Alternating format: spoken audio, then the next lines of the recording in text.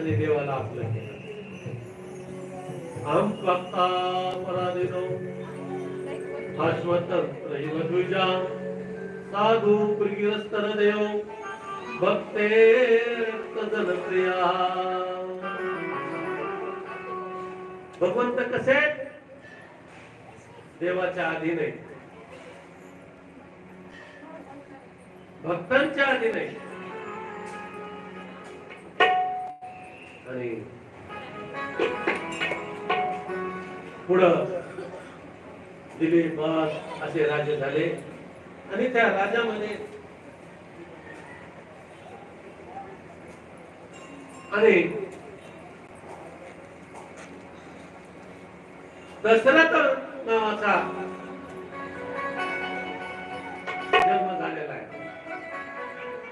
दशरथ राजा पूर्वजन्मी महान भक्त होते आणि त्या पूर्वजन्मी एका देवीच्या मंदिरात गेलेले पार्वतीच्या, आणि पार्वतीच्या मंदिरात जाऊन श्री सूक्तांना अभिषेक करतायत.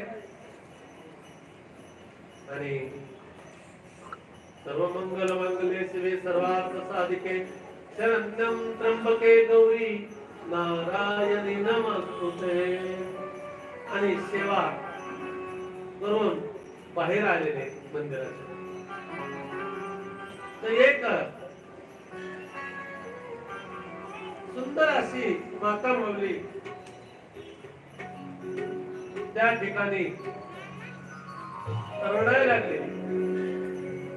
ढस ढस रडते ती माता माऊली. ती कोण होती? ती पिशाचिनी होती. पिशाचिनी कळतं ना, हा भूत भूत अशी ती माता माऊली. तिनं रूप घेतलंय का स्त्रीचा आणि रडायला लागली. त्या पूर्वजन्मी असणाऱ्या दशरथ विचारला, आहे साहेब का रडताय? बाबा माझं काहीतरी दोष आहे, माझ्याकडून काहीतरी पाप झाले, चूक झाली, म्हणून मी त्या देहातून गतप्राण झाले आणि मला हा भूताचा येऊन जन्म मिळाला. आणि खरं सांगते बाबा, पण मला याच्यातून वाचवा, मला याच्यातून सोडा. आणि फक्त तुम्हीच सोडणार आहे, कारण की तुम्ही तुमचं नावच दशरथ आहे. 10 इंद्रिय तुम्ही ताब्यात ठेवून वागता, तुम्ही देवा समान आहात. काय पाप केलं माते एवढं तुला भूताचा जन्म आला? सांगू का महाराज? काही नाही बघा, मला वाटायचं लय म्हणजे लेकर नको बर, आणि फक्त एकच मुलगा व्हावा आणि मुलगी नको. का बरं? आता मुलगी झाली की म्हणले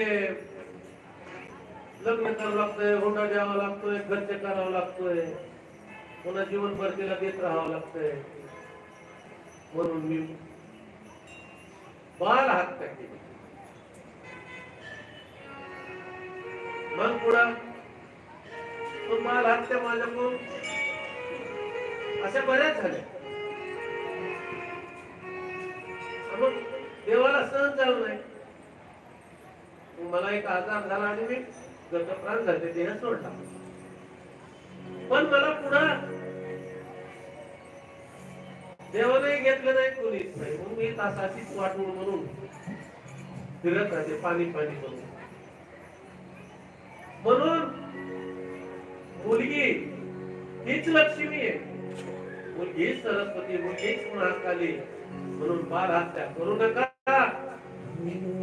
सांग ना आई मला कोण